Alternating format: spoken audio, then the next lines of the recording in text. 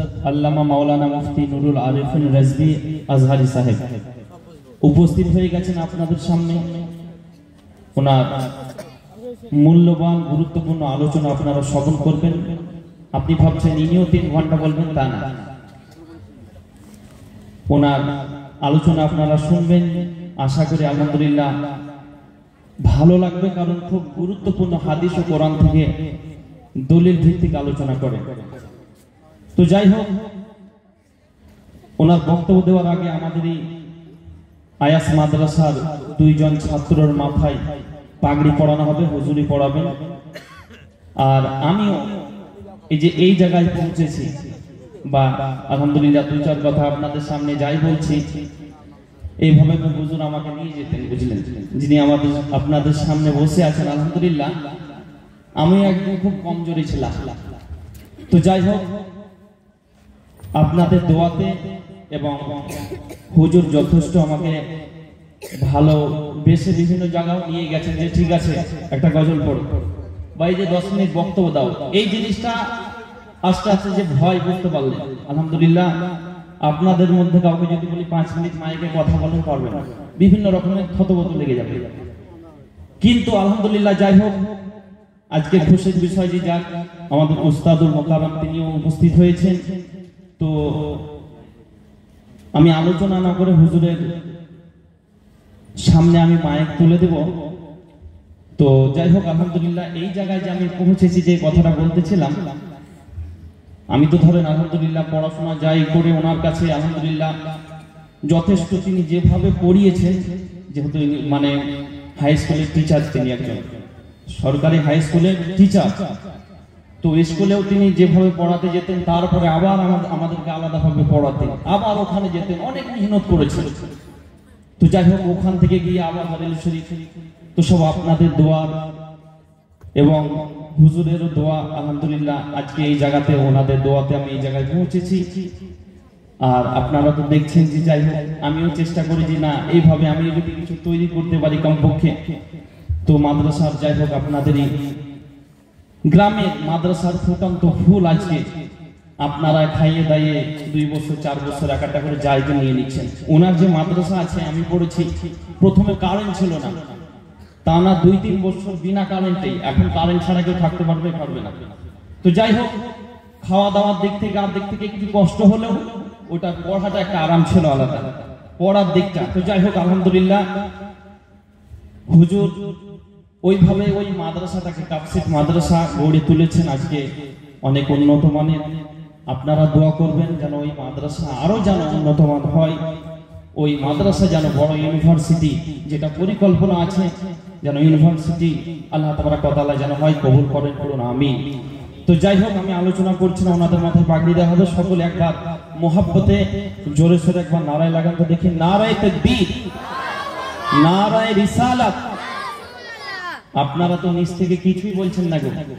আমি আজকে যাচ্ছি রাত্রে, আমার কালকে বাংলাদেশের প্রোগ্রাম আছে সাতক্ষীরা, পরশুদিন মধুপুর মোতান।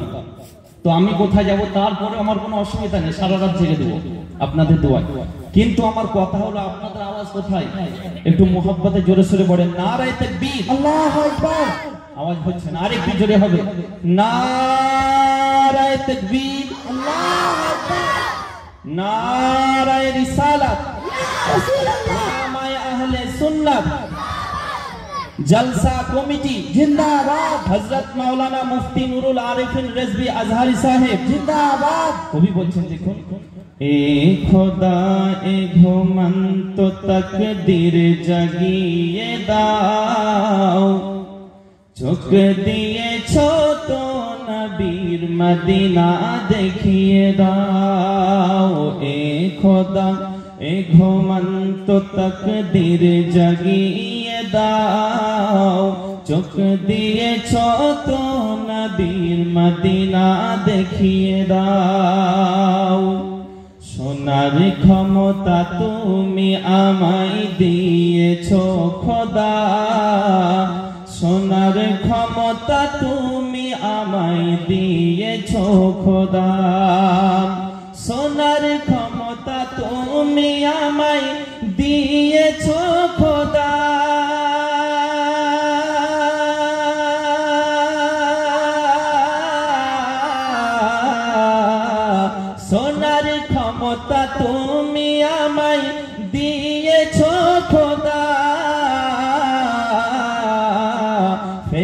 মসজিদে ফের মসজিদে নবাবিরা জান আমায় শুনিয়ে দাও চোখ দিয়েছ তো নবীর মদিনা দেখিয়ে দাও এ খোদা এ ঘুমন্ত তকদীর জাগিয়ে দাও চোখ দিয়েছ তো নবীর মদিনা দেখিয়ে দাও।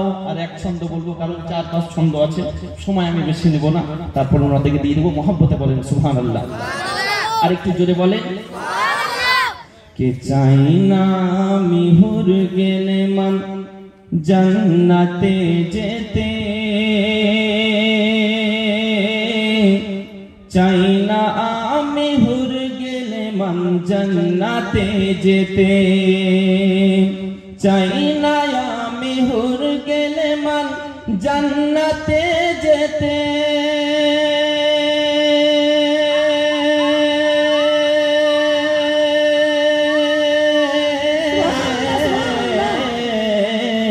চাই না আমি হুর গেলে মান জান্নাতে যেতে,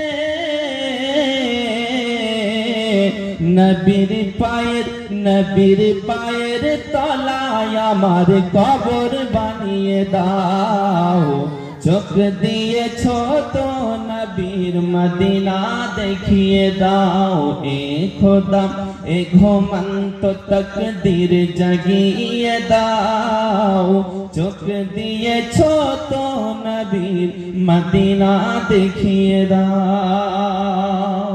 আবার আমার চলে এসেছে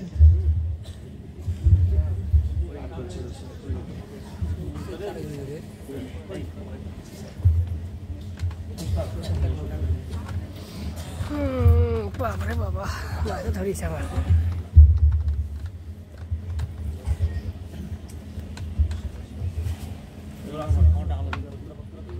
লাইট মারি দে।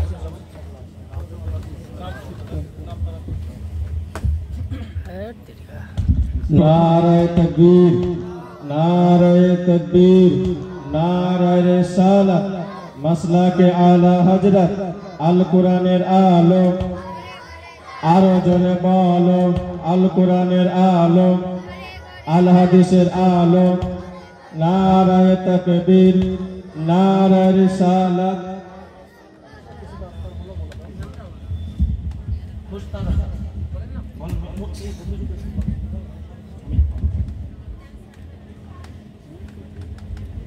আজকে যিনার মাথায় পাগড়ি বাঁধানো হচ্ছে 10 তারিখ কেরাতের পাগড়ি বাঁধানো হচ্ছে। ইনার নাম হচ্ছেন খুস্তা রাজা, বাড়ি বর্ধমান। ইনার নাম হচ্ছেন খুস্তা রাজা, বাড়ি বর্ধমান। আপনারা ওনার জন্য দোয়া করবেন যেন আগে আরো বাড়তে পারে। আজকে যিনি পাগড়ি বাঁধছেন তিনার ভাগনা, আরো মহব্বত হলো সুবহানাল্লাহ। जिनार चेहरा दर्शन करते आছেন তিনার ভাগনার মাথা আজকে মাথায় পাগড়ি বাঁধছেন সুবহানাল্লাহ। ইনি কত আনন্দতে আছেন আর উনি কত আনন্দ বলে বোঝাতে পারা যাবে না সুবহানাল্লাহ। আবাবি মামা ভাগনা যেখানে বিপদ আসে না সেখানে, তাই ইনশাআল্লাহ মুফতি নূর আরফিন দাঁড়িয়ে আছে, কোনো রকমের ভয় নাই। আল্লাহর রহমতে আজকে আপনারা নিজ চোখে দেখতে পেয়েছেন আয়াস মাদ্রাসা রত্ন। আপনাদের দোয়ায় আপনাদের দানে সুবহানাল্লাহ আজকে এই আয়াস মাদ্রাসা গর্ব হয়ে তুলে উঠেছে।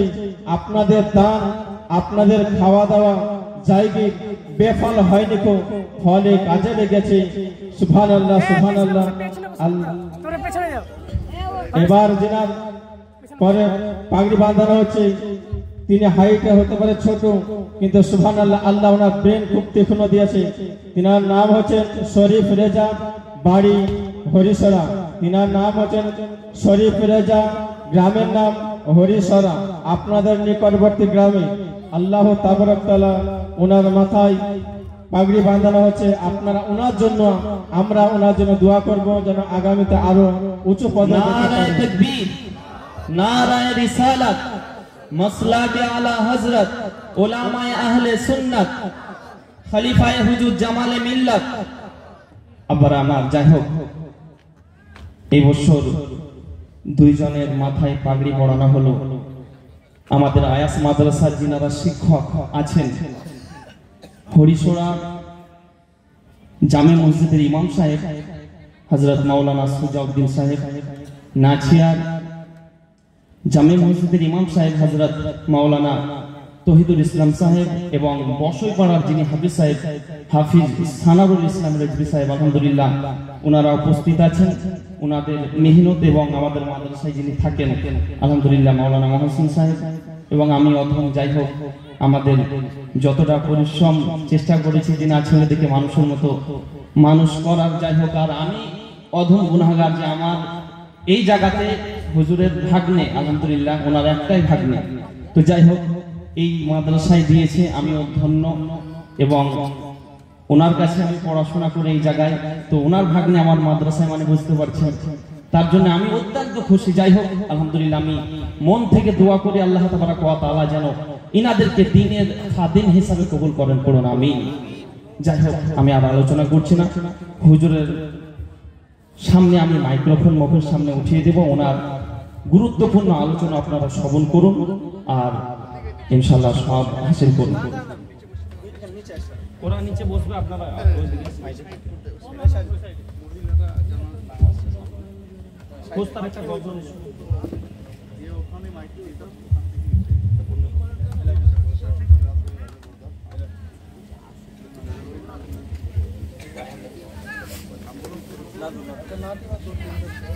এক দুটো করে শেয়ার করে দাও।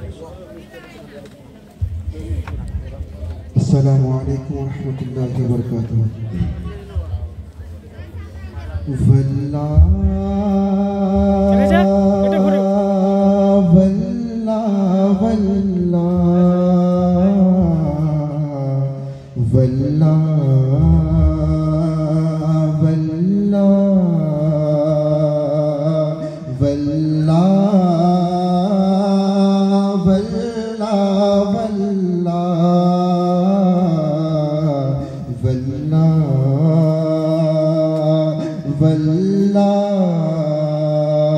जिंदगी है नहीं है किसी के लिए, जिंदगी है नहीं है किसी के लिए, जिंदगी है नहीं है किसी के लिए, जिंदगी है नहीं है किसी के लिए, जिंदगी है नहीं है किसी के लिए, जिंदगी है नबी की नबी के लिए। वल्लाह वल्लाह वल्लाह वल्लाह वल्लाह। न समझ मरते हैं किसी के लिए, न समझ मरते हैं किसी के लिए, न समझ मरते हैं किसी जिंदगी के लिए, न समझ मरते हैं जिंदगी के लिए। जीना मरना है सब कुछ नबी के लिए। वल्लाह वल्लाह वल्लाह वल्लाह वल्लाह। कौन देता है देने को मुँह चाहिए, कौन देता है देने को मुँह चाहिए, कौन देता है देने को मुँह चाहिए, कौन देता है देने को मुँह चाहिए। देने वाला है सच्चा हमारा नबी। वल्लाह वल्लाह वल्लाह वल्लाह वल्लाह वल्लाह वल्लाह वल्लाह वल्लाह। ولا السلام عليكم ورحمة الله وبركاته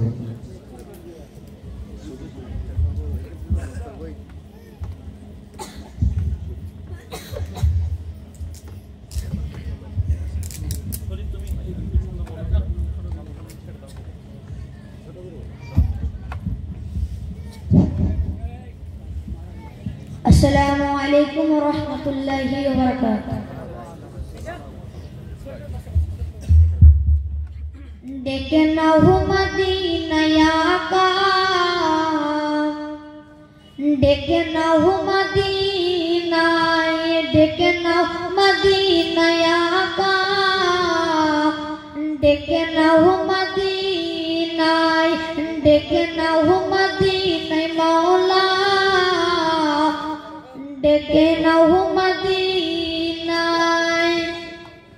मदीना देखे मोदर आपन करे ना देखना मदीना का देखना हो मदीना देखना हो मदीना मौला देखना हो मदीना चांद नबी मुस्तफार चरनेरी धूल गो सूरज नबी पाकेर इशाराय व्याकुल गो इशाराय व्याकुल गो के चांद नबी मुस्तफार चरनेरी धूल गो सूरज नबी पाकेर इशाराय व्याकुल गो इशाराय व्याकुल गो के चांद नबी मुस्तफार चरनेरी धूल गो सूरज नबी पाकेर इशाराय व्याकुल गो जे नबीर प्रेम देखी जमाना दीवाना देखना हो मदीना का देखना हो मदीना देखना मदीना मौला देखना हो मदीना अस्सलामु अलैकुम वरहमतुल्लाहि वबरकातुहू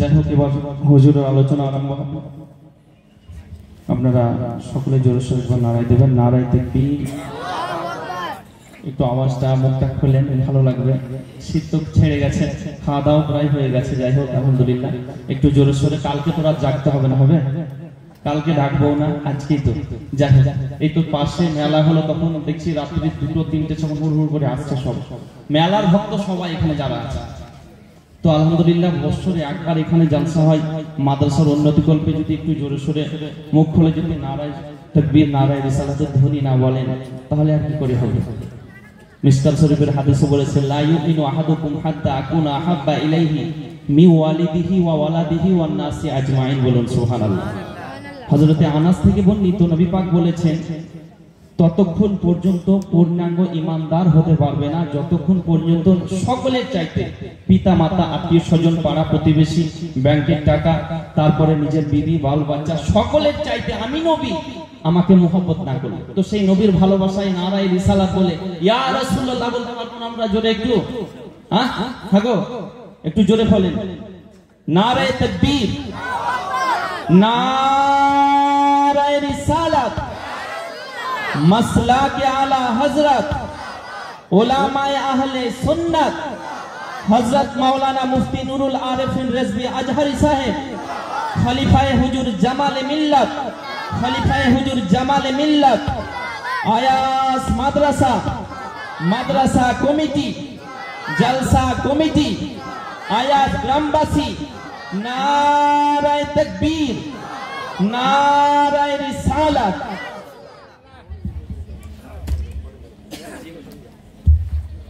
अस्सलामु अलैकुम व रहमतुल्लाहि व बरकातुहू अहमदुका अल्लाहुम्मा या मुजीब कुल्लि साइल वस्सलातु वस्सलामु अला मन हुवा अफदलुल वसाइल व अला आलिहि व अस्हाबिहि ज़विल फदाइल अम्मा बअद فقد قال الله تعالى في كلامه المجيد بسم الله الرحمن الرحيم وما أرسلناك إلا رحمة للعالمين آمنت بالله صدق الله العلي العظيم وصدق رسوله النبي الأمين المكين المتين الكريم والرؤوف الرحيم إن الله وملائكته يصلون على النبي يا أيها الذين آمنوا صلوا عليه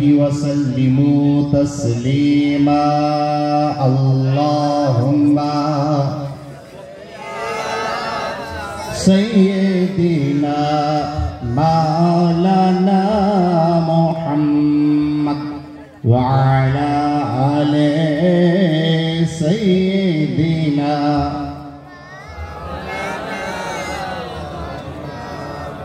صلى الله تعالى عليه وسلم مولاي صل وسلم دائما أبدا ربي صل وسلم دائما أبدا على حبيبك خير الخلق كلهم يا أكرم الخلق مالي من ألوذ به سواك عند حلول الحادث العممي ربي صل وسلم دائما أبدا على حبيبك خير الخلق كلهم يا شفيع الورى سلام عليك يا نبي الهدى سلام عليك جئت يا مصطفى سلام عليك لك أهلي فدا سلام عليك مقصدي يا حبيبي ليس سواك أنت مقصودنا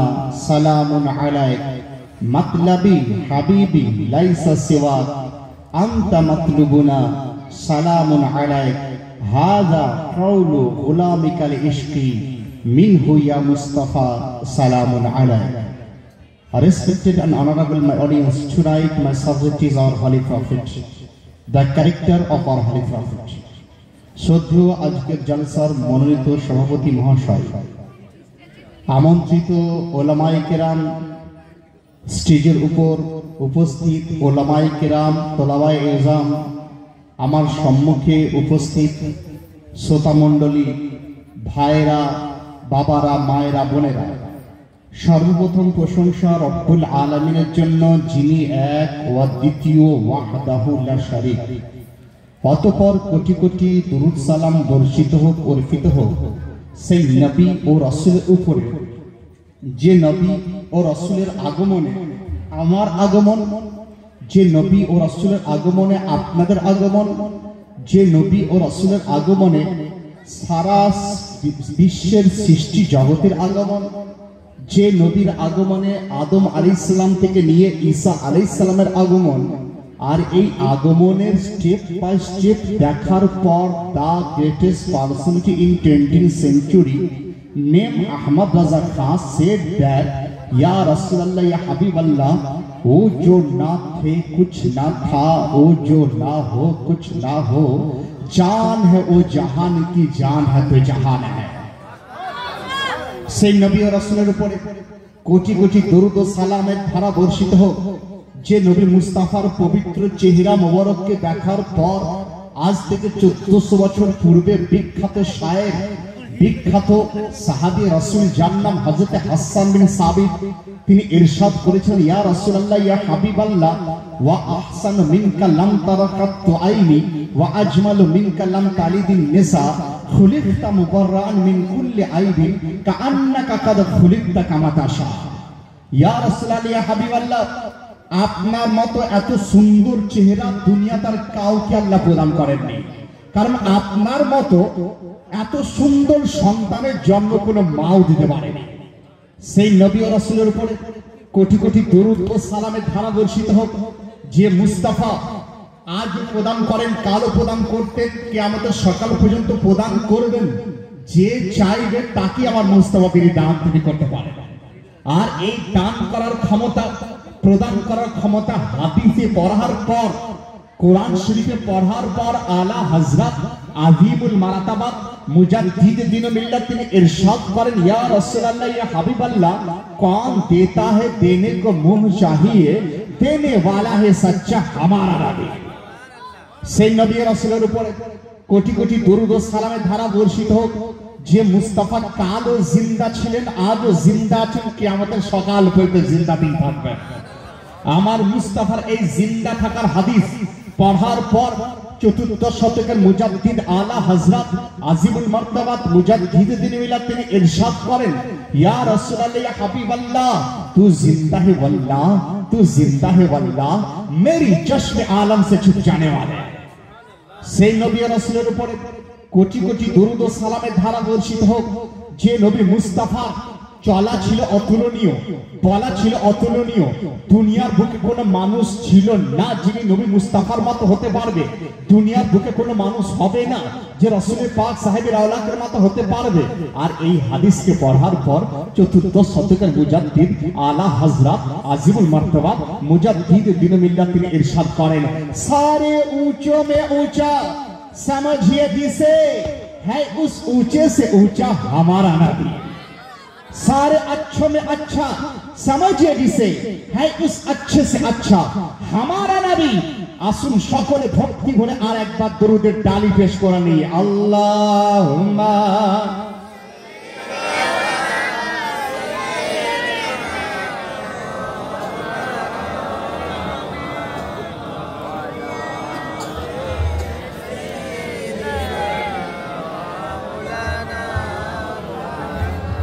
সাল্লাল্লাহু তাআলা আলাইহি সাল্লাম আমার প্রথমবার আপনাদের সামনে খেতাব এবং জলসা করা কারণ আমি জানি এই খিত্তাবাই এই সকল এলাকাতে এরা সুর ছাড়া কিছু বোঝে না সে বক্তা আনপড় জাহিল মূর্খ যদি হয় 1 ঘন্টা কানে হাত দিয়ে যদি সুর করে বলে এর মতো বড় বক্তা কিন্তু এই টেস্ট কিন্তু আপনাদের চেঞ্জ করতে হবে কারণ সারা রাত্রি যদি জলসা হয় আর একটা মাসলা যদি জানতে না পারেন আপনি জানবেন যে আপনার জলসা শোনা বেকার হয়ে গেল একটা মাসলা পাক কাকে বলে নাপাক কাকে বলে পবিত্র থাকবেন কি করে সঠিকভাবে কাপড় পরিষ্কার করবেন কি করে সঠিকভাবে নামাজ পড়ার পদ্ধতি কি ইত্যাদি ইত্যাদি যদি আপনি জানতে না পারেন আমি তো মনে করি জলসা প্রকৃত জলসা আপনি করতে পারলেন না আপনারা একটু পূর্বেই দেখলেন যে মাদ্রাসার স্টেজে থেকে দুজন ছেলেকে পাগড়ি পরিধান করা হলো একদল লোক প্রশ্ন করতে পারেন মাওলানা সাহেব এই যে ছেলেদেরকে পাগড়ি দিলেন এর উপকার কি এরা ফায়দা কি দেবে এর দ্বারা আমাদের সমাজের কাজ কি হবে আমি বললাম হ্যাঁ হ্যাঁ এই প্রশ্নটা আপনি তখন করবেন না যখন আপনার ছেলে যদি এমবিবিএস পাস করে আসে আপনি বলবেন যে তাকে পাগড়ি দেওয়া হোক না হোক সে 50-60 হাজার টাকা স্যালারি পকেটে ঢোকাতে পারে আপনার ছেলেরা যদি মাস্টারি এসএসসি পাস করে চাকরি পেয়ে যায় আপনি তখন প্রশ্ন করেন না কিন্তু এই ছেলেদের পাগড়ি পাওয়ার পর প্রশ্ন হয় কারণ প্রশ্ন করার বিভিন্ন ধরনের অ্যাঙ্গেল থেকে আপনারা প্রশ্ন করেন আজকে আপনাদের জানতে হবে যে এই সকল ছেলেরা আমাদের সমাজের কি কাজ করবে বা আমাদের এই মাদ্রাসা আমাদের সমাজকে দিয়েছে কি একটু বোঝানোর জন্য খুব সহজে আপনাদেরকে বুঝিয়ে দিই যে আমাদের সমাজে দুই প্রকার লোক রয়েছে there are two types of men in our society আমাদের সমাজে দুই প্রকার লোক থাকে এক প্রকার লোক যাদেরকে জেনারেল নলেজের শিক্ষিত আপনারা বলে থাকেন হাই এডুকেটেড আপনি বলে থাকেন তারা শিক্ষা শুরু করে A B C D E F G H I J K L M D তারা যখন উচ্চ শিক্ষায় শিক্ষিত হয় তারা বিএ পাস করে এমএ পাস করে পিএইচডি ডিগ্রি নেয় তারপরে তার চাকরি যখন করে মাস্টার হতে পারে ডাক্তার হতে পারে লয়ার হতে পারে ব্যারিস্টার হতে পারে বা অন্যান্য কোনো আইপিএস অফিসার হতে পারে আর এই সকল ছেলেরা যারা মাদ্রাসায় পড়ে তাদের পড়া শুরু করে আলিফ বা তা সা জিম হা এই থেকে আপনারা শুরু করে তো এরা যখন পরিপূর্ণ জ্ঞান লাভ করে নেয় এরা মাওলানা হয় কারি হয় মুফতি হয় মুহাদ্দিস হয় মুফাক্কিহ হয় এইভাবে তারা হতে পারে আপনি বলেন মাওলানা সাহেব আমরা তো জানি যারা জেনারেল এডুকেটেড হয় তারা সমাজের মধ্যে চাকরি করে ডাক্তারি করে, অন্যান্য কাজে লিপ্ত থাকে, এদের উপকার কি হয়েছে? আমি বলবো শুনুন, এদের দ্বারা, এদের ওসিলাতে, আর যে জ্ঞান এরা পায় সেই জ্ঞানের ওসিলাতে আল্লাহ সারা বিশ্বকে পরিচালনা করে। মেলানোর চেষ্টা করবেন, কি করে সম্ভব? মাস্টার হলে টাকা রোজগার, কিন্তু একজন মাদ্রাসার ছাত্র, সে মাদ্রাসার এই জ্ঞান পেয়ে উপকার কি হবে? আমি বললাম কোরআনকে জিজ্ঞাসা করা হোক, হে কোরআন তুমি বলে দাও এই সকল ছেলেরা তাদের মধ্যে কি জ্ঞান থাকে?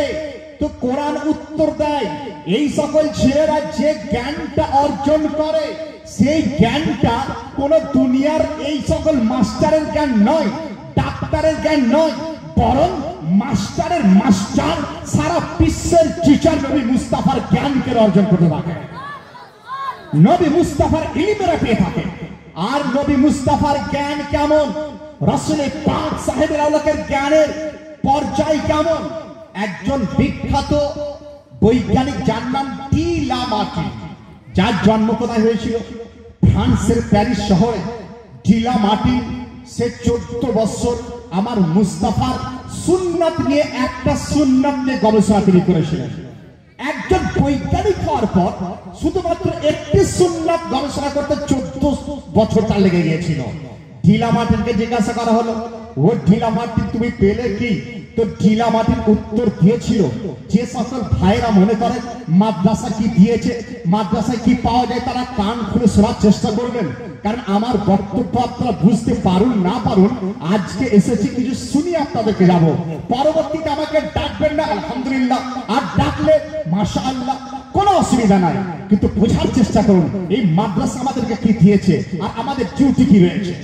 তো ঢিলা মার্টিন তিনি উত্তর দিচ্ছেন, শোনো, if anyone says, যদি তোমাদেরকে কেউ বলে, কেউ যদি তোমাদেরকে বলে যে প্রশান্ত মহাসাগরের তলদেশে একটা খাত রয়েছে, যে খাতটার নাম মারিয়ানা খাত বলা হয়। মারিয়ানা খাত, যার ডিপনেস ভৌগোলিকরা, বৈজ্ঞানিকরা তারা বলেছে প্রায় 11 কিলোমিটার যার ডিপনেস রয়েছে। 11 কিলোমিটার মানে প্রায় এখান থেকে রামপুরহাট পার হয়ে যাবে। সেই ডিপনেস ঢিলা মার্টিন তিনি বলেন যে ইফ এনিওয়ান সেজ, যদি তোমাদের কেউ বলে মারিয়ানা খাতের তলদেশে বালি কি পরিমাণ আছে, কাঁকড় কি পরিমাণ আছে, কাদা কি পরিমাণ আছে, সেগুলো পরিমাপ করা যেতে পারে, তো তোমরা চোখ বন্ধ করে বলবে it is possible to count, এটা সম্ভব যে ওই মারিয়ানা দ্বীপ যেটা আপনার খাত রয়েছে তার তলদেশের বালিকে গণনা করা যেতে পারে, তার তলদেশের মাটিকে গণনা করা যেতে পারে, পসিবল। কিন্তু যদি তোমাদেরকে কেউ বলে নবী মুস্তাফার জ্ঞানের পরিমাপ কত ছিল, নবী মুস্তাফার জ্ঞান কেমন ছিল, তো তোমরা বলবে ইম্পসিবল টু কাউন্ট, এটা অসম্ভব, গণনা করা কখনোই সম্ভব কখনো নয়। নবী মুস্তাফার জ্ঞানকে আপনার গণনা করা সম্ভব নয়। রাসূল পাকের জ্ঞান তো জ্ঞান, রাসূল পাকের সুন্নাতকে গণনা করে শেষ করতে পারবে না। আমার মুস্তাফার 63 বছর জাহিরি জিন্দেগি, উনার সুন্নাতকে গণনা করে শেষ করা যায় না। তাই তো এই মাদ্রাসা একটা কিতাব পড়ানো হয় যার নাম উসুলুস শাসি। সেই কিতাবের মধ্যে উল্লেখ করা রয়েছে যে এইভাবে আর সুন্নাতের তারিখ দিতে গিয়ে তিনি বলছেন যে ওয়াহিয়া আকতারু মিন আদাদের রামাল ওয়াল হাসা, সুন্নাতের পরিমাণ হচ্ছে যে দুনিয়ার বালি কাঁকড়কে পরিমাপ করা যাবে, আমার মুস্তাফার সুন্নাতকে কাউন্টিং করা সম্ভব নয়। তাহলে বুঝুন আমার মুস্তাফার জ্ঞানের পরিমাণ কেমন ছিল। 14 শতকের মুজাদ্দিদ তিনি উত্তর দিচ্ছেন, और कोई गायब क्या तुमसे नहा हो भला जब न खुदा ही छुपा तुम पे करार दो। শোনার চেষ্টা করুন। তাহলে আমার মুস্তাফার শান শুনছেন। খুব অল্প সময় আপনাদের মেসেজ দেওয়ার চেষ্টা করছি। আমার যুবক ছেলে, যুবক ভাইরা এবং বোনেরা তারা একদম ধ্বংসের পথে, কারণ তাদের হাতে মোবাইল দেওয়া হয়েছে, মোবাইল পেয়েছে, মোবাইলের ডাটা নিয়ে সারা দিন রাত তাতে লেগে আছে। আর বিধর্মীরা এটাই চাইছে, যারা ইসলাম বিরোধী তারা চাইছে যে ডাটা ফ্রি করে দাও, মুসলমানদের ছেলেরা মেয়েরা যুবক ছেলেরা যেন মোবাইল ছাড়া কিছু বুঝতে না পারে, 24 ঘন্টা যেন তারা ফেসবুকে লেগে থাকে, 24 ঘন্টা যেন তারা হোয়াটসঅ্যাপে লেগে থাকে, 24 ঘন্টা ইনস্টাগ্রামে যেন তারা লেগে থাকে। আমি চিন্তা করলাম যে এর মধ্যে রাজ কি রয়েছে, রাজ কি রয়েছে। তো সঙ্গে সঙ্গে উত্তর পাওয়া গেল যে শোনো শোনো, বিধর্মীরা চাইছে, ইসলামের দুশ্মনরা চাইছে যে মুসলমানদের যুবক ছেলেরা মোবাইলে ব্যস্ত থাকবে, ইনস্টাগ্রামে ব্যস্ত থাকবে, হোয়াটসঅ্যাপে ব্যস্ত থাকবে, ফেসবুকে ব্যস্ত থাকবে। তারা যেন হযরত ফাতেমার ক্যারেক্টার জানতে না পারে, তারা যেন হযরত ইমাম হুসাইনের ক্যারেক্টার জানতে না পারে, তারা যেন হযরত বেলালের ক্যারেক্টারকে না পারে, তারা যেন খালিদ বিন ওয়ালিদের ক্যারেক্টার না পারে, তারা যেন ইমাম হুসাইনের ক্যারেক্টার না পারে। কারণ মুসলমান যুবক ছেলেরা যদি ইমাম হুসাইনের ক্যারেক্টার পড়তে শুরু করে দেয়, তাহলে কোন অন্যায়কে তারা বরদাস্ত তারা করবে না, অন্যায়ের বিরুদ্ধে ঝাঁপিয়ে পড়বে। আর অন্যায়ের বিরুদ্ধে ঝাঁপিয়ে পড়লে হবে কি, সমাজের মধ্য থেকে এই যে আপনার দুর্দশা দেখছেন, দুর্নীতি দেখছেন, মাতলামো দেখছেন, খারাপ কাজ আপনারা দেখছেন, ওই যুবক ছেলেরা ইমাম হোসাইনের ক্যারেক্টার পড়ার পর ওই সকল খারাপ কাজগুলোর বিরুদ্ধে কথা বলতে শুরু করে দেবে, ভারতের গভর্নমেন্টের বিরুদ্ধে কথা বলতে শুরু করে দেবে। যে কারণে এই ধরনের প্রয়োজন, মা বোনেদের হাতে মোবাইল দেওয়ার কারণ এটাই যে তারা যেন ওই সাহাবিয়া যিনি উহুদের মাঠে, ওই মা, যে মা ঘর থেকে দৌড়তে দৌড়তে উহুদের মাঠের দিকে যাচ্ছিল, লোকেরা জিজ্ঞাসা করলো, হে মা যাবি কোথায়, কোথায় যাচ্ছিস? তো সঙ্গে সঙ্গে ওই মা উত্তর দিচ্ছে যে উহুদের মাঠের দিকে যাচ্ছি, কারণ আমার কানে খবর এলো যে আমার মুস্তাফার উপরে হামলা করা হয়েছে, আমার নবীর উপরে অত্যাচার হয়েছে, আমি উহুদের মাঠে গিয়ে ওই সকল দুশমনদের উত্তর দিয়ে দেখাই। এই কথা বলেছে। তো ওই লোকটা বলছে, বেটি যে কাজ কিছু নাই, কারণ তোর স্বামী উহুদের মাঠে শহীদ হয়ে গেছে। তো ওই মা উত্তর দিচ্ছেন, নো প্রবলেম, আমার স্বামী চলে গেছে, বিন্দু মাত্র কষ্ট আমি পাইনি। বলো বলো আমার মুস্তাফা কেমন আছে? আবার ছুটে যাচ্ছে। কিছুদূর যাওয়ার পর জিজ্ঞাসা করা হলো, বেটি যাবি কোথায়? তো ওই মা উত্তর দিয়েছিলেন, আমি উহুদের মাঠের দিকে যাচ্ছি। লোকেরা বলল, তোমার বেটা শহীদ হয়ে গেছে। ওই মেয়ে উত্তর দিয়েছিলেন, সাহাবিয়া মহিলা সাহাবী উত্তর দিলেন, আমার ছেলে শহীদ হয়ে গেছে, বিন্দু মাত্র কষ্ট আমার হয়নি। বলো বলো আমার মুস্তাফা কেমন আছে? আবার এগিয়ে চলে গেলেন, উত্তর পাচ্ছিলেন না, একটু দূরে চলে গেছেন, একজনের সঙ্গে সাক্ষাৎ। তিনি বলেন, মা যাবি কোথায়? বলে, আমি যাব উহুদের মাঠে। কেন যাবি? বলে, উহুদের মাঠে, উহুদের মাঠে আমার মুস্তাফার খবর দিতে যাচ্ছি। বললো, যে কাজ কিচ্ছু নাই, তোমার ভাই শহীদ হয়ে গেছে। তো ওই মা উত্তর দিয়েছিল যে আমার মা ভাই শহীদ হয়ে গেছে, কোনো আপত্তি নাই, বলে আমার মুস্তাফা কেমন আছে? যখন উত্তর দেওয়া হলো, রাসূলের পাক তিনি কুশলে রয়েছেন, সুন্দর রয়েছেন। ওই মহিলা আল্লাহর দরবারে সাজদা আদায় করে বলছে, হে আল্লাহ, আমার স্বামী গেছে, আমার কোনো কষ্ট আমার নাই, আমার বেটা গেছে, কোনো কষ্ট নাই, ভাই গেছে, কোনো কষ্ট নাই, আমার মুস্তাফা সঠিক আছেন, মানে সারা বিশ্ব সঠিক আছে, এটা আমার ঈমান বলে। তাহলে বুঝুন যে আজ যুবক ছেলেদের অন্তর থেকে এই ইশকে মুস্তাফার ধনকে আপনার পুরো টেনে বার করে নেওয়া হচ্ছে। যে কারণে আমার ছেলেরা অতি মেতে গেছে, ছেলেদের মধ্যে আর কোনো সোচ দেখতে পাওয়া যায় না, সোচ দেখতে পাওয়া যায় না। আপনার ছেলে চাল চলন জানোয়ারের মতো হয়ে গেছে, মা বোনেদের আচরণ একদম কুৎসিত নরকি নারীদের মতো তাদের হয়ে গেছে। সব সময় আপনার লেগে মা বোনেদের আমি বললাম, মা বোন কেন কেন এই সকল ফেসবুক কেন, হোয়াটসঅ্যাপ কেন, এর কারণটা কি? তো মা আমাকে উত্তর দিচ্ছে, মাওলানা সাহেব তোমরা বুঝবে না, তোমরা তো মৌলবী, এর দ্বারা আমরা অনেক কিছু জানতে পারি। আমরা কি জানতে পারি? বললে অনেক ঘটনা জানতে পারি, ইত্যাদি ইত্যাদি। আমি আপনার এলাকার ছেলেকেও দেখছি, বাইরের লোকেদেরকে দেখি যে তাদের ক্যারেক্টার এমন হয়ে গেছে যেন তারা জুনুন পাগলের মতো হয়ে গেছে, দুনিয়ার মোহাব্বতে আর খারাপ লোককে অনুকরণ করে তারা যেন জানোয়ারের মতো হয়ে গেছে, চুল কাটছে জানোয়ারের মতো, ড্রেস পরছে জানোয়ারের মতো, পশুর মতো আচরণ। আমি বললাম, পশুর মতো আচরণ কেন করছো? সে বলল, মৌলানা সাহেব একটা ক্রিকেটারকে দেখেছি, তার চুল এইভাবে কাটা, আমিও এইভাবে কেটেছি। একজন ফিল্ম অ্যাক্টরকে দেখেছি, প্যান্ট পরছে ছিঁড়া প্যান্ট, এইভাবে পরতে শুরু করেছি। আমি বললাম, জানিস যাদের কোনো ক্যারেক্টার থাকে না, আইডিয়াল ক্যারেক্টার থাকে না, সঠিক ক্যারেক্টার থাকে না, তারা ক্যারেক্টার পাওয়ার জন্য ফেসবুক খোঁজ করতে শুরু করে, হোয়াটসঅ্যাপ করতে শুরু করে, সেখান থেকে কোন ফিল্ম অ্যাক্টরকে দেখে তার মতো ক্যারেক্টার নিতে শুরু করে।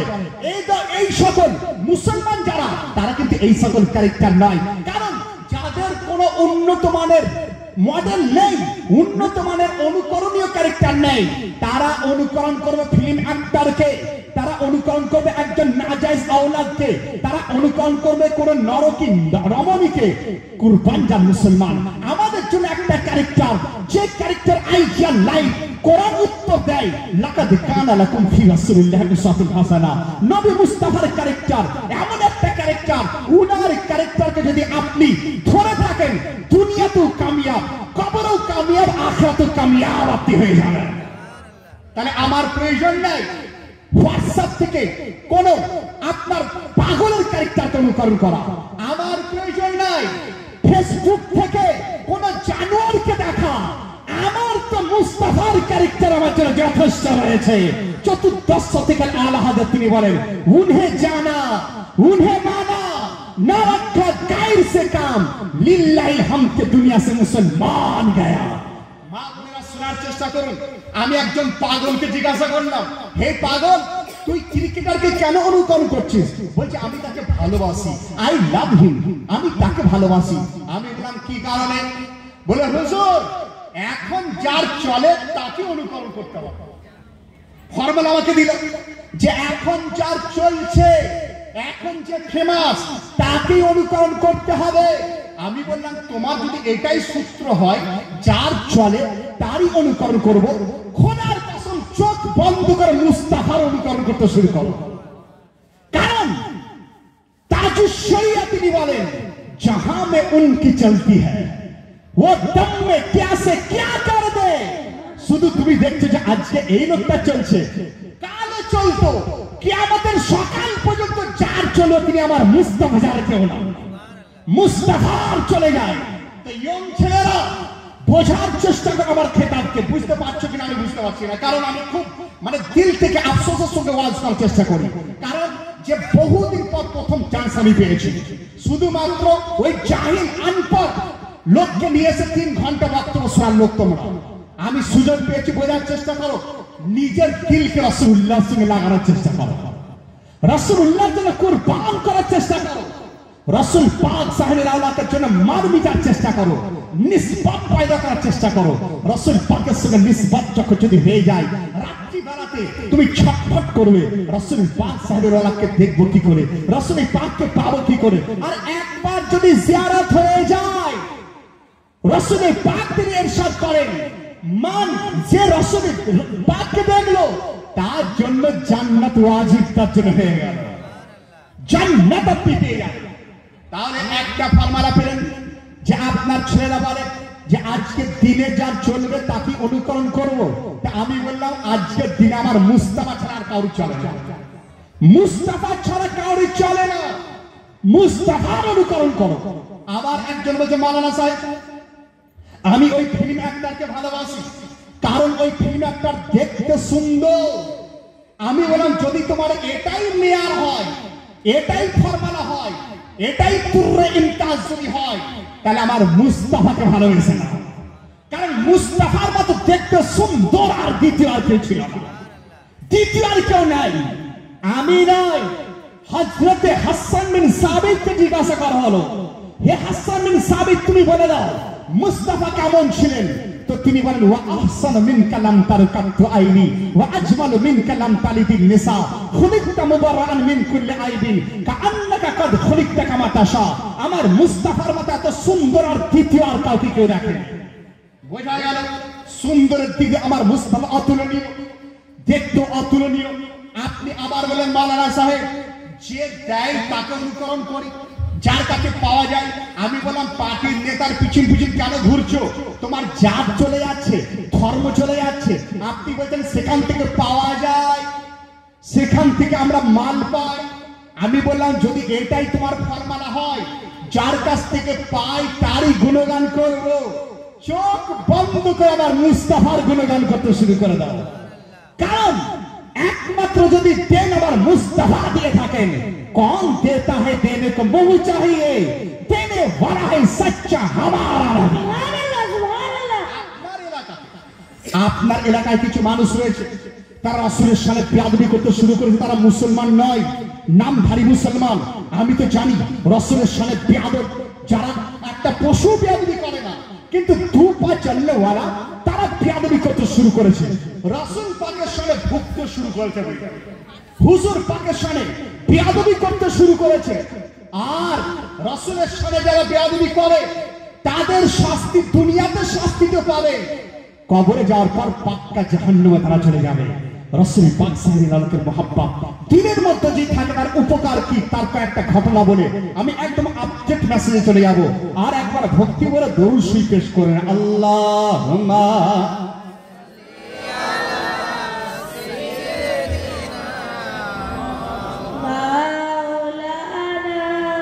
محمد وعلى آله سيدنا مولانا محمد صلوا على محمد صلوا على محمد صلوا على محمد صلوا على محمد हर दम ज़बान से निकालो पाक नबी हर दम ज़बान से निकालो सफियाना সাল্লাল্লাহু তাআলা সাল্লাম। তাহলে আপনারা শুনছেন এই মাদ্রাসা দিয়েছে কি আপনাকে বাঁচার রাস্তা, এই মাদ্রাসা আপনাকে দেখিয়েছে।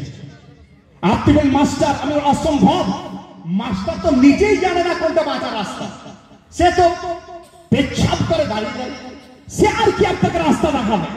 আপনি বলেন ডাক্তার, আমি বলেন ডাক্তার নাই ডাক্তার, সে তো পয়সা নিয়ে তবে অপারেশন করে, সে আপনাকে রাস্তা কি দেখাবে। আপনি বলেন পার্টির লিডার, আমি বলেন পার্টির লিডার নয়, সে কি আপনাকে রাস্তা দেখাবে, যে না পাকে ব্যস্ত সবসময়। সঠিক যদি জীবনের রাস্তা বাঁচার রাস্তা এই মাদ্রাসা আপনাদেরকে দেখিয়েছে।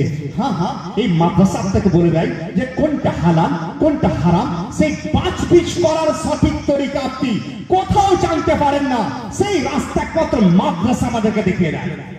উদাহরণ আপনাদেরকে দিয়ে যায়, দেখুন আপনি মাওলানা সাহেব আপনি ডাক্তারের কথা বললেন, মাস্টারের কথা বললেন, ডাক্তার মাস্টারের চেয়েও কি এরা জ্ঞানী?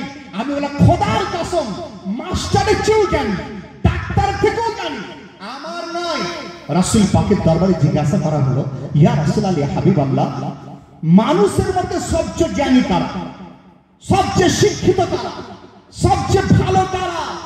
তো আমার মুস্তাফা উত্তর দিয়েছিলেন, মান তাআল্লামাল কুরআন ওয়া আল্লামাহ, যারা কোরআন শিখে এবং কোরআন শিক্ষা দেয় তারাই হচ্ছে সমাজের মধ্যে সর্বশ্রেষ্ঠ ব্যক্তিত্ব। সুবহানাল্লাহ। বোঝা গেল মাস্টার ফেলিও ডাক্তার ফেলিও, এই আলিমে দ্বীন যারা আপনাকে কোরআনের শিক্ষা দান করে তারাই সর্বশ্রেষ্ঠ ব্যক্তিত্ব। আলহামদুলিল্লাহ, দেখুন প্রত্যেকটা জ্ঞান কোরআন আমাদেরকে দিয়েছে।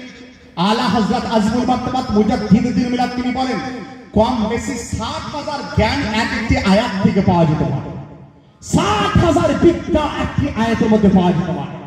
তার মানে বোঝা গেল বোটানি কোরআন শরীফের মধ্যে, থিওলজি কোরআন শরীফের মধ্যে, জিওলজি কোরআন শরীফের মধ্যে, ম্যাথমেটিক্স কোরআন শরীফের মধ্যে, সায়েন্স কোরআন শরীফের মধ্যে, হিস্টোরি কোরআন শরীফের মধ্যে, এমব্রিওলজি কোরআন শরীফের মধ্যে, মেডিকেল সায়েন্স কোরআন শরীফের মধ্যে, মডার্ন সায়েন্স কোরআন শরীফের মধ্যে, ওশেনোলজি কোরআন শরীফের মধ্যে, ফিজিওলজি কোরআন শরীফের মধ্যে, সমস্ত জ্ঞান কোরআন মাজিদের মধ্যে রয়েছে। কখন আমাকে ডাকবেন 2 ঘন্টা 3 ঘন্টা খেতাব করব যে বিজ্ঞান কোরআন শরীফে আছে কি হবে। আলহামদুলিল্লাহ, শুধু ওই কানে এই ধরনের বক্তাদের বক্তব্য শুনবে না, বুঝলেন এত ভুল কিছু তারা বলে যাচ্ছে, যেটা ঘটনা নয় সেই ঘটনা বলে আপনাদের কাছে পয়সা লুটে নিয়ে তারা চলে যাচ্ছে। তাদের থেকে দূর থাকুন। আপনাকে আমি একটা প্রমাণ করি যে আমার মুস্তাফা দয়াবান কেমন ছিলেন। যিনি দয়াবান সেই দয়াবানের প্রতি দিলকে লুটাতে হবে, তার প্রতি কুরবান হতে হবে, তার প্রতি আপনাকে একদম মর মিটতে হবে। রাসূলের পাক কত দয়াবান দেখুন। আজকের দিনে আমাদের বেশিরভাগ রোগ যারা আছি, আমাদের রোগ বেশিরভাগ পেটের রোগ, আমরা বেশি ভুগি। 100টার মধ্যে 80টা লোক তাদের পেটের মধ্যে রোগ, কারো গ্যাস্ট্রিক, কারো সিস্ট, কারো আরো কিছু, কারো বদহজম ইত্যাদি হয়ে থাকে। তা আমি বললাম জানেন, এই সূত্রটা ফর্মুলাটা যদি আপনি ডাক্তারের কাছে না গিয়ে কোন রকম এমবিবিএস ডাক্তারের কাছে না গিয়ে যদি মাদ্রাসার আলিমের কাছে আসতেন, হুজুর এর জন্য রাসূলের পাক কি কোনো থিওরি বলেছেন, হুজুর তাকে কি কোনো হাদিস রয়েছে, যদি জিজ্ঞাসা করতেন, তো আমার তো মনে হয় আলিমের দিন যে রাস্তাটা বলতো সেই রাস্তা এখতিয়ার যদি করতেন, আপনি গ্যাস্ট্রিক থেকে আপনি বেঁচে যেতেন, আপনার পেটের রোগ থেকে আপনি ইবাদত পেয়ে যেতেন। আপনি বলেন কিভাবে? আমার মুস্তাফার সুন্নাত আপনারা শুনলেন যে গণনা করে শেষ করা যায় না। বালিকে গণনা করা যেতে পারে, মাটিকে গণনা করা যেতে পারে, ইটকে গণনা করা যেতে পারে, আমার মুস্তাফার সুন্নাতে গণনা করা যায় না। আমার মুস্তাফা খাবার খাওয়ার সুন্নত তিনি বর্ণনা করেছেন। হুজুর ইরশাদ করেন, খাবার শুরু করো বিসমিল্লাহ বলে লবণ দিয়ে চেকে শুরু করো। লবণ চাকা মানে লবণ দিয়ে খাওয়া নয়, এইভাবে চাটলেন, চেকে শুরু করলেন। এরপরে আপনার ভাত খাচ্ছেন, বিরিয়ানি খাচ্ছেন, আর খিচুড়ি খাচ্ছেন, গরুর গোশত, মুরগির গোশত, মাছ, ডিম, হাবিজাবি আপনি খেতে শুরু করেছেন। আর সর্বশেষে আপনি আবার মিষ্টি দিয়ে শেষ করতে বলা হচ্ছে। সর্বশেষে মিষ্টি দিয়ে শেষ করেন। তাহলে রাসূল পাকের সুন্নাত আপনারা শুনতে পারলেন। রাসূল পাকের সুন্নাত লবণ দিয়ে শুরু, তারপরে যা খুশি খাচ্ছেন খান, হালাল জিনিস খাওয়ার পর সর্বশেষে মিষ্টি দিয়ে শেষ করছেন। হাই হাই কুরবান যান, যার থিওরি আজকে বিজ্ঞান বলতে পারেনি। যখন আপনার পেটে গ্যাস্ট্রিক হয়ে যাচ্ছে, আপনি চলে যাচ্ছেন ডাক্তারের কাছে, তো ডাক্তার সিলাইন আপনাকে দিয়ে দিচ্ছে, ডাক্তার আপনাকে এমন একটা জিনিস দিয়ে দিচ্ছে, বলছে এটা খাও, এটার দ্বারা কি হবে, পেটে উপকার পাবে। আপনি লবণ চিনি শরবত করে আপনি খাবেন। যদি আমার মুস্তাফা এই সুন্নাতকে মান্য করতেন, রাসূলের পাক সাল্লাল্লাহু আলাইহি ওয়াসাল্লাম বললেন প্রথম লবণ দিয়ে, তাহলে পেটের তলদেশে লবণ পৌঁছালো প্রথম, তার উপরে ভাত, তার উপরে মাছ, তার উপরে মাংস, তার উপরে ডিম, তার উপরে আরো কিছু খাচ্ছেন, সর্বশেষে রাসূলের পাক তিনি বলেন মিষ্টি দিয়ে, তাহলে তলাতে লবণ, মাঝখানে খাবার, তার উপর মিষ্টি, এরপর পানি পান করতে বলছেন। পানি যখনই পান করছেন, উপরের মিষ্টিতে পানি পেয়ে আস্তে আস্তে খাবারের মাধ্যমে নিচে গিয়ে সল্টের সঙ্গে মিলিত হচ্ছে। যখনই মিলিত হয়, সে থেকে আপনার ওয়ারিসের মতো একটা সুন্দর জিনিসের তৈরি হচ্ছে। যদি এইভাবে খান, তাহলে ওটা কোনোদিন আর বদ হজমে পরিণত হয় না, কোনোদিন বদ হজমে পরিণত হয় না। ছেলেরা কেন তোমরা জানোয়ারদের কেন অনুকরণ কেন তোমরা করো? অনুকরণ যদি করতে হয়, মুস্তাফা অনুকরণ করার চেষ্টা করো। আমরা চেষ্টা করি নিসবত জোড়া, আপনার নিসবত জুড়ে দেন। আর যদি নিসবত জুড়তে পারো, তার ফায়দা কি জানো? তার ফায়দা জিজ্ঞাসা করা হলো হযরত খালিদ বিন ওয়ালিদকে জিজ্ঞাসা করা হয়েছিল, হে খালিদ বিন ওয়ালিদ, আপনার নামে রেকর্ড আছে যে আপনি 125টা জঙ্গের ময়দানে চলে গিয়েছিলেন। 125টা, একটা দুটো নয়, 125টা যুদ্ধের ময়দানে খালিদ বিন ওয়ালিদ তিনি শরীক হয়েছিলেন। খোদার কসম, কোন ময়দান থেকে তিনি পালিয়েও আসেননি, আর কোন ময়দান থেকে তিনি পরাজিত হননি। সমস্ত যুদ্ধের ময়দানে তিনি সাকসেসফুল হয়েছিলেন। যুবক ছেলেরা শোনো, 125টি ময়দান, মা বোনেরা শোনার চেষ্টা করেন। আপনারা ভাববেন না যে শুধুমাত্র ছেলেদের উদ্দেশ্যে। খালিদ বিন ওয়ালিদ তিনি বলেন যে আমি যুদ্ধ করতাম, আমার হাতে যে তলোয়ার থাকতো, সেই তলোয়ারের ওয়েট ছিল 35 কিলো ওজনের। কত ওজনের? 35 কিলো। আজকে আপনার ছেলেরা 35 কিলো চাটতে পারবে? চাটতে পারবে 35 কিলো? না না, কারণ ওই ফেসবুকে তার পুরো অ্যাকশনকে শেষ করে দিয়েছে, তার মধ্যে কিচ্ছু একটা রাখেনি, হোয়াটসঅ্যাপটাকে শেষ করে দিয়েছে। তো খালিদ বিন ওয়ালিদ তিনি বলেন 35 কিলো তলোয়ার, আর আমি যে ঢালটা বাম হাতে নিতাম, ওই ঢালের ওজন ছিল 40 কিলো। 75 কিলো ঢাল তলোয়ার নিয়ে তিনি যুদ্ধ করতেন। লোকেরা বলতো আপনি খুবই শক্তিমান, খুবই শক্তিশালী। তো খালিদ বিন ওয়ালিদ বলতেন না না না না, আমি শক্তিশালী নই, আমি তো পাতলা দুবলা লোক। তাহলে আপনি এত ভার তুলেন কি করে? মা বোনেরাও শুনুন, ভাই ভাইয়ের বাবারাও শুনুন। খালিদ বিন ওয়ালিদ উত্তর দিয়েছিলেন যে আর কিচ্ছু নয়, প্রিয় নবীর সঙ্গে আমার নিসবত ছিল, সম্পর্ক ছিল, মহাব্বত ছিল। প্রিয় নবীর মহাব্বত আমার দিলেতে থাকার কারণে আমি কোন ময়দানে ভয় করতাম না। বলে কেমন নিসবত, কেমন সম্পর্ক, কেমন সম্পর্ক ছিল, রিলেশন ছিল। খালিদ বিন ওয়ালিদ তিনি বলেন যে মুস্তাফা সাল্লাল্লাহু আলাইহি সাল্লামের 3টি চুল শরীফ আমার কাছে ছিল। চুল মুবারক পাটি ছিল, 3টি ছিল, পাটি ছিল 3টি চুল মুবারক। ওই চুল মুবারক আমি টুপির উপরে পাগড়ির মধ্যে বাঁধিয়ে নিতাম, বেঁধে দিতাম, সেলাই করতাম এবং যে কোনো যুদ্ধের ময়দানে যাওয়ার পূর্বে আল্লাহর দরবারে দোয়া করতাম, আল্লাহ তোমার হাবিবের চুলের ওসিলাতে আমাকে এখান থেকে আমাকে জয় লাভ তুমি করিয়ে দাও। যখন এই দোয়া করতাম প্রত্যেক মাঠে আমি জয় আমি করতাম।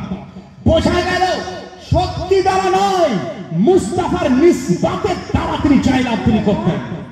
আজও যদি ছেলেরা বাবারা যদি আপনারা চান দুনিয়াতে কামিয়াব হতে, তাহলে আর কিচ্ছু নয়, নবী মুস্তাফার সঙ্গে সম্পর্ক আপনি জুড়ে দেন। ফেসবুক হোয়াটসঅ্যাপের দ্বারা আপনারা করতে যাবেন না, প্রিয় নবীকে দিল থেকে মারার চেষ্টা করুন। আপনার দুনিয়াও সাকসেস, আখিরাতেও সাকসেস।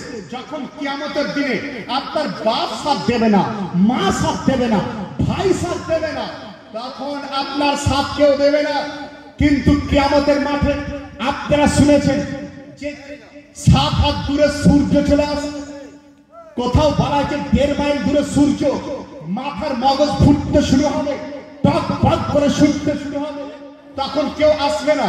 ভাইরা সেই সময় যারা আশিক রসুল দুনিয়ার বুকে রসুলের পাক সাহেবের রওলাকে যারা দিল থেকে মেনেছিল, অন্তর থেকে জেনেছিল, রসুল পাকের প্রেমে মেটার চেষ্টা করেছিল, তাদের মাথার উপরে হঠাৎ একটা শীতলতা ভাব চলে আসে। সূর্য আছে 7 হাত দূরে, কিন্তু তাদের মধ্যে একটা শীতলতা ভাব, যেন মাথার উপর কোন সামিয়ানা টাঙিয়ে দেওয়া হয়েছে। প্রশ্ন হবে যে কারণটা কি? তো 4th শতকের মুজাদ্দিদ আলা হযরত তিনি উত্তর দিয়েছেন এইভাবে, উর্দু শেরে তিনি বলছেন, কত সময় তিনি বলছেন দেখেন, তিনি বলছেন जब बाम तजल्ली पर वो नैयर जा आया, जब बाम तजल्ली पर वो नैयर जा आया, जब बाम तजल्ली पर वो नैयर जा आया, जब बाम तजल्ली पर वो नैयर जा आया, सर था जो गिरा झुक कर, दिल था जो तपाया, सर था जो गिरा झुक कर, दिल था जो तपाया।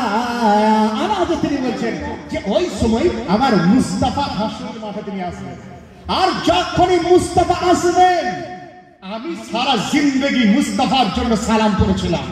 রাসূল পাকের প্রেম দিলেতে ছিল, তো বলা হচ্ছে সর থা জো গিরা ঝুঁককর, ওই সকল মানুষের মাথা রাসূলুল্লাহ তাজিমের জন্য ঝুঁকতে শুরু হবে, আর ওই সকল দিল তাদের ঝুঁকতে শুরু হবে, রাসূল পাকের প্রেমে তারা ঝুঁকে পড়বে, তাদের মাথার উপরে সামিয়ানা একদম শীতল তাদের হয়ে যাবে। যে যার দ্বারা কিয়ামতে কাজে আসবে তাকেই তো ভালোবাসতে হবে। নিজের লিডারকে জানার চেষ্টা করুন, আমার আপনার লিডার আর কেউ নন, আমার আপনার লিডার নবী মুহাম্মদ রাসূলুল্লাহ সাল্লাল্লাহু আলাইহি সাল্লাম। তাই তো আলা হযরত তিনি বলেন, ও जो ना थे कुछ ना था, वो जो ना हो कुछ ना हो, जान है वो जहान की, जान है तो जहान है। ও जो ना हो कुछ ना हो, নামাজের মধ্যে যদি ও जो ना हो নামাজ হবে না, রোজার মধ্যে ওযু না হো, যদি রাসূলের পাক না থাকেন রোজা কমপ্লিট নয়। আপনার জিন্দেগির মধ্যে ওযু না হো, জিন্দেগি বেকার হয়ে যায়। যদি আপনার সাংসারিক জীবনে ওযু না হো, আপনার জিন্দেগি বেকার হয়ে যায়। যদি আপনার কর্মজীবনে ওজো না হো, আপনার কর্মজীবন বেকার হয়ে যায়, ওজো না হো কুছ না হো, ওজো না থে কুছ না থা, ওজো না হো কুছ না হো, জান হো জাহান কি, জান है तो জাহান है। তাই আপনার আমার সঙ্গে একবার একটা নারা লাগান, বলুন লব্বাইক ইয়া রাসূলুল্লাহ, লব্বাইক ইয়া রাসূলুল্লাহ, লব্বাইক ইয়া রাসূলুল্লাহ, লব্বাইক ইয়া রাসূলুল্লাহ। রাসূল পাকের প্রেম যদি আপনার অন্তরের মধ্যে থাকে, তা আপনার দিলটার সাধারণ মানুষের দিল নয়, সাধারণ মানুষের দিল নয়। আলা হযরত আজিমুল মারতাবা মুজাদ্দিদুদ দ্বীন মিল্লাত পরে তিনি ইরশাদ করছেন যে সে সাধারণ নয়, বরং সাধারণ হচ্ছে সে আলা সে হয়ে যায়, উন্নত মানের সে হয়ে যায়। लहद में इश्क रुखे शाह का दाग लेके चले, क्या কবরের মধ্যে যখন যাবে আশিক রাসূলকে দেখে দেখার পর ফেরেশতারা বলবে যে এর জন্য রাস্তা ক্লিয়ার করে দাও, কারণ আশিক রাসূল সে রয়েছে। যাই হোক, একদম শেষ পর্যায়ে আমার সুন্নি দর্পণ পত্রিকা বললাম 3 মাস পর পর বের হওয়ার চেষ্টা চলছে। আপনারা অনেকে জানলেন, অনেকে জানলেন না, এর মধ্যে অনেক মাসলা মাসিল আপনারা পাবেন। আমার লিখিত বই প্রায় 42টি বই রয়েছে বলছেন, তো বই না পড়লে আপনারা সঠিকভাবে বুঝতে পারবেন না। মা বোনদের জন্য নামাজ শিক্ষা, মহিলাদের নামাজ শিক্ষা খুব নতুন প্রিন্টে আপনার এসেছে, আবার সুন্নি তওবা নামাজে মুস্তাফা সেটাও আসছে। তো এইগুলো থেকে অনেক মাসলা আপনারা জানতে পারবেন এই পত্রিকা পড়লে। রোজার মাসলা খুঁটিনাটি, নামাজের মাসলা খুঁটিনাটি, যাকাতের মাসলা খুঁটিনাটি, সাংসারিক জীবনের বিভিন্ন মাসলা খুঁটিনাটি ইত্যাদি ইত্যাদি, আর হচ্ছে ওয়াহাবিয়াত সম্বন্ধে আপনারা জানতে পারবেন। মাত্র 30 টাকা মূল্যে এগুলো আপনারা নিয়ে যাওয়ার চেষ্টা করবেন। আমি একদম শেষ মুহূর্তে আমার লিখিত একটা বাংলা মানকাবাত পড়বো, পরে আমার বক্তব্য শেষ করবো। দেখুন আমাদের পরিচয়, আমরা মুসলমান, সুন্নি মুসলমান। আমরা কি মুসলমান? সুন্নি মুসলমান। আর সুন্নি মুসলমানই হচ্ছে একমাত্র জান্নাতি মুসলমান। সুন্নি মুসলমান, জান্নাতি মুসলমান। আর আপনি যে মুসলমান, এটা আমাদের গর্বের বিষয়। আমি মুসলমান, গর্বের বিষয় কিনা? গর্বের বিষয়। গর্ব যদি আপনি না করেন, মুসলমান হওয়া বেকার আপনার হয়ে যায়। কারণ রাসূল পাক সাল্লাল্লাহু আলাইহি ওয়াসাল্লামের গোলাম আমরা। তাই আমি মানকাবাত লিখেছি এভাবে, গর্বেতে বলো মোরা মুসলমান, দম্ভেতে বলো মোরা মুসলমান, গর্বেতে বলো বলুন মোরা মুসলমান, দম্ভেতে বলো মোরা মুসলমান, গর্বেতে বলো মোরা মুসলমান, দম্ভেতে বলো মোরা মুসলমান। খোদা হলেন এক, মাদের আকীদা, আমাদের আকীদা আল্লাহ এক, আল্লাহ এক। খোদা হলেন এক, মাদের আকীদা, সাধারণ যিনি থাকবেন সর্বদা। খোদা হলেন এক, মাদের আকীদা, সাধারণ যিনি থাকবেন সর্বদা। সৃষ্টি করেন যিনি জমিন ও আসমান, সৃষ্টি করেন যিনি জমিন ও আসমান। গর্বেতে বলো মোরা মুসলমান, বলুন আপনারা, গর্বেতে বলো আমরা মুসলমান, গর্বেতে বলো মোরা মুসলমান, দম্ভেতে বলো মোরা মুসলমান। আমি চাই না যে আমি থাকতে থাকতে আমার এলাকা একদম শেষ হয়ে যায়, কারণ এক একে উঠতে শুরু করেছেন, আমি বুঝতে পারছি। তো যে কারণে বহু লম্বা মানকাবাত নয়, 2-4টে গুরুত্বপূর্ণ শের যেটা আপনাদের পরিচয় দরকার সেগুলো আপনাদের বলে দিই। কারণ এই সকল শেরগুলো জানলে বা বুঝলে আপনাদের অনেক উপকার রয়েছে বললেন। তো আমি এই মানকাবাতের মধ্যে যেগুলো খুব গুরুত্বপূর্ণ শের সেগুলো আমি পড়ি। মসজিদ শহীদকার সন্ডে ও বেঈমান, মসজিদ শহীদকার সন্ডে ও বেঈমান, তুচ্ছ দুনিয়ায় দোজখে তোর স্থান। অনেকে বুঝতে পারে না কারণ শের হচ্ছে এমন শের, বুঝলেন, একটা শেরে সেই কাজ করে দেয় যেটা তলোয়ারে যে কাজ করতে পারে না। আগেকার দিনে আমার মুস্তাফা যখন দিন ইসলাম প্রচার শুরু করলেন, তো কাফির মুশরিকরা অত্যাচার করলো, তো সাহাবী রাসূল একটা শের বলে দিতেন, কাফির মুশরিকরা যেন মনে হচ্ছে তারা একদম মরে গেছে, মারা গেছে। একটা শেরের পর যেন এলাকাকে চুবিয়ে দেয়। কয়েকদিন পূর্বে আমার সঙ্গে পড়তে, বুঝলেন, জামে আজহারে সেই একজন বিখ্যাত আলিম, তাকে একটা শের সে বলেছিল বলে তাকে পুলিশে আজও জেলের মধ্যে রেখে দিল। शेर ছিল कुछ देर की खामोशी फिर शोर आएगा, कुछ देर की खामोशी फिर शोर आएगा, आज कुत्तों का वक्त है कल हमारा दौर आएगा। এখানে কুত্তটা না বলে যদি জালিম বলতো আমার মনে হয় আরো সুন্দর হতো, কারণ কুত্তাও অফাদার হয়। তো যাই হোক, ওই শের বলার কারণে বললেন গুজরাটের পুলিশ তাকে অ্যাটাক করে একদম জেলের মধ্যে রেখে দিয়েছে। তো শের হচ্ছে এমন একটা জিনিস যে তলোয়ার যে কাজ করতে পারে না, শেরের দ্বারা কাজ করে দেয়। আলা হযরত তিনি উত্তর দিয়েছিলেন যে শোনো শোনো, খাক হো যায় আদু চলকর মগর হাম তো রাজা দম মে জব তক দম है जिक्र उनका सुनाते जाए। আলা হযরত কি বলেছিলেন যে আমার যতক্ষণ পর্যন্ত একটা নিঃশ্বাস থাকবে, যদি আমাকে জিজ্ঞাসা করা হয় কি চাও, তো আমি বলবো আর কিচ্ছু নয়, নবী মুস্তাফার প্যার চাই, রাসূল পাকের জিয়ারত করতে চাই। একজন সাহাবী, যে সাহাবীর নাম যায়েদ, সেই সাহাবীকে কাফেররা যখন শহীদ করছিল, কত মানে যখন জবাহ করছিল, তো হযরত যায়েদকে জিজ্ঞাসা করলো, তারা কি বলল, হে যায়েদ আইয়াকুনা রাসূলুল্লাহি মাকানা, যদি তোমার জায়গাতে নবী মুস্তাফা হতেন তাহলে তোমার কি ধারণা? তো যায়েদ বলছো তুমি তলোয়ারের কথা বলছো, শোনো আমরা তো এটাও বরদাস্ত করি না, আমার মুস্তাফার কদম শরীফে যদি একটা কাঁটা ঢুকে যায়, সেই ঢুকাটা আমরা বরদাস্ত করি না, তো তলোয়ার বরদাস্ত করবো কি করে?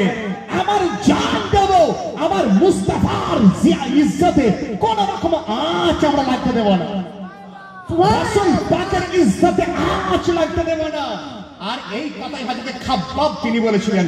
হযরত খাব্বাবকে যখন উহুদের আপনার বদরের মাঠে যখন রাতে শহীদ করা হচ্ছিল, তো হযরত খাব্বাবকে সুফিয়ান, আর তিনি তখন হযরত সুফিয়ান, আবু সুফিয়ান তিনি ইসলাম নিয়ে আসেননি, তিনি জিজ্ঞাসা করলেন, হে খাব্বাব বলো, হে খাব্বাব তুমি বলো, যদি তোমার জায়গায় এই মুহূর্তে যদি মুস্তাফা হতো তো তুমি কি বলতে?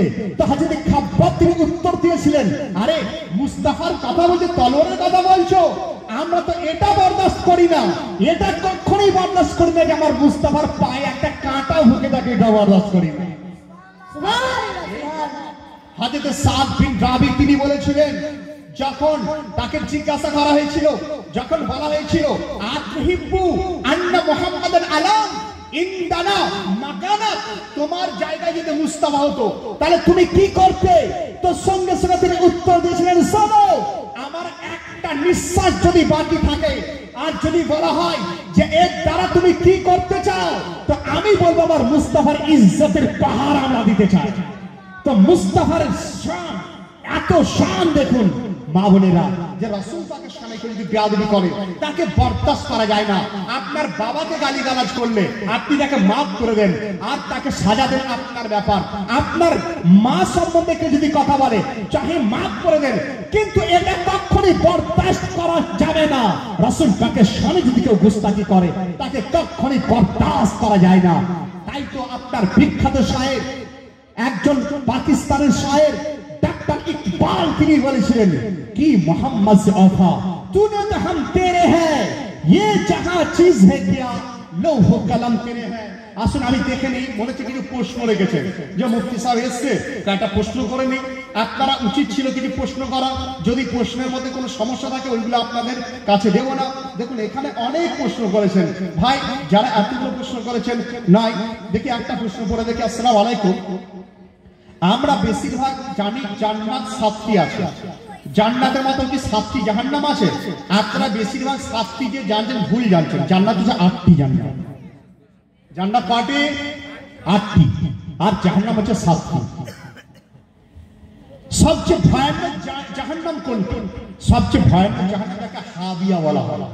আল্লাহ রাব্বুল আলামিন কোরআন শরীফের মধ্যে একটা সূরা যার মধ্যে আল্লাহ ইরশাদ করেছেন আল কারিয়াত মাল কারিয়াহ ওয়া মা আদরাকা মাল কারিয়াহ ইয়াওমা ইয়াকুনুন নাসু কাল ফারাশিল মাবসুস ওয়া তাকুনুল জিবালু কাল ইহলিল মানফুশ فأما من ثقلت موازينه فهو في عيشة راضية وأما من خفت موازينه فأمه هاوية وما هي نار حامية এই সূরা মধ্যে বলা হয়েছে যে সবচেয়ে ভয়ানক জাহান্নাম যেটা তাকে হাবিয়া বলা হয়। দেখুন আযাব আপনার ভাবছেন দুনিয়াতে এইভাবে আপনি চলে যাচ্ছেন, কিন্তু জানেন জাহান্নামের একটু পানির কত পাওয়ার, গরম পানি যদি একটু পড়ে যায় এই চামড়া পুরো খোসা একদম শরীর থেকে হয়ে চলে যায়।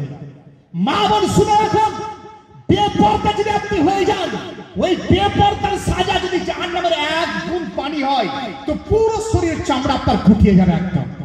ভয় করার চেষ্টা করুন ওই জাহান্নামকে, হাবিয়া জাহান্নামকে। যা খুশি বলছেন, যা খুশি করছেন, এটা একটা কুকুরের জিন্দেগি হতে পারে, মুসলমানের জিন্দেগি নয়। মুসলমানের জিন্দেগিতে এটাই যে চলবে যখন সে খোঁজ করবে আমার মুস্তাফা চলতেন কি, খাবে যখন তখন খোঁজ করবে আমার মুস্তাফা খেতেন কি করে, বাড়ি যখন স্বামীর সঙ্গে কথাবার্তা বলবে তখন খোঁজ করবে সাইয়েদা ফাতেমাতুজ জাহরা, উনার ক্যারেক্টার কেমন হতো। আর এইগুলো জানার জন্য আপনার পড়ার প্রয়োজন আছে, আলিমের দরবার থেকে জানার প্রয়োজন আছে। কোন টিভি সিরিয়ালের দ্বারা সম্ভব নাই, সেগুলো আপনাকে জাহান্নামে নিয়ে যেতে পারে কিন্তু আপনাকে সঠিকভাবে সন্ধান দিতে পারে না। আজকাল একটি বালাই সে ইউটিউবের বক্তা, ওই বক্তারা বেশিরভাগ হচ্ছে ওহাবি মার্কা বক্তা, তাদের মধ্যে কোনো ভিত্তি বলে কিছু নাই। আবার অনেকে স্টুডিও তৈরি করেছে বাড়ির সামনে, সেই স্টুডিওর সামনে দুটো একটা কথা বলে দিলে আপনার মতো লোকের মন পাওয়ার জন্য। অর্থাৎ ইউটিউবের বক্তা নয়, সরাসরি আমাদের মতো বক্তার বক্তব্য শুনুন, পশ্চিমবঙ্গে ভালো ভালো বক্তাদের বক্তব্য শুনুন, যারা 2-3 ঘন্টা একদম পানির মতো আপনাদেরকে বোঝানোর তারা চেষ্টা করবে। তো বুঝতে পারলেন আপনার দুটো প্রশ্নের উত্তর এখানে হয়ে গেল। ফাইনাল জাহান্নামের নাম হাবিয়া দোজখ। দেখুন এখানে আমার লিখেছে কোরআন শরীফ কয়টি পাঠ, এই দেখুন এই সকল প্রশ্নগুলো আপনারা করা। কোরআন শরীফে তো 30 পারা আপনারা জানেন, অতএব 30 পারা মানে এটাই আমাদের ঈমান। যদি এদিক ওদিক আপনি করেন তাহলে সেই ক্ষেত্রে আপনি মানে সঠিকভাবে শরীয়ত থেকে বাইরে চলে গেলেন। এখানে আবার অনেক এক্সপ্লেন বলেছেন, এই এক্সপ্লেন করার সময় নাই। যদি আপনার জানার প্রয়োজন হয় আমি রুমে যে আরাম করবো সেখানে আপনি বলবেন, কোনো মাসলা তো লিখে দিলেন না।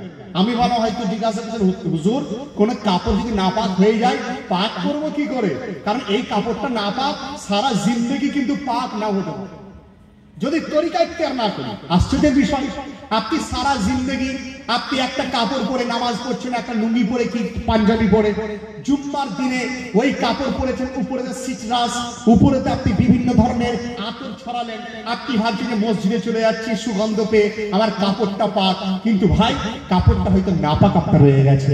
কাপড় পাক করবো কি করে আপনাকে খুব অল্প সময়ে বুঝিয়ে দিই। ধরুন এই কাপড়ের মধ্যে কোন রকম নাপাক লেগে আছে, গরুর পেচ্ছাপ হোক, গোবর হোক, বাচ্চা ছেলের পেচ্ছাপ হোক, লেগে গেছে, তো কাপড়টা আমি বললাম পাক করবেন কি করে। একটা লোক বলছে হুজুর ডিটারজেন্টে সার্ফ এক্সেল নেবো, তাতে ভালো করে দিয়ে ধুবে নেবো বাস। আমি বললাম অসম্ভব, কাপড়টা কোনোদিন পাক হবে না, কোনোদিন পাক হবে না। তার সঠিক নিয়ম কি, যে কাপড়ের যে জায়গায় নাপাক লেগেছে নাপাক থেকে আপনি প্রথমে ধুলেন, ধোয়ার পর পানি দ্বারা প্রবাহিত পানি, এমন নয় যে সে বালতির পানিতে আবার ডুবুচ্ছেন আবার এই করছেন, বালতির পানিতে ডুবিয়ে দেবেন মানে গোটা কাপড়টাই নাপাক হয়ে গেছে। কাপড় নাপাক লেগে আছে, এই পানি পড়ার পর আবার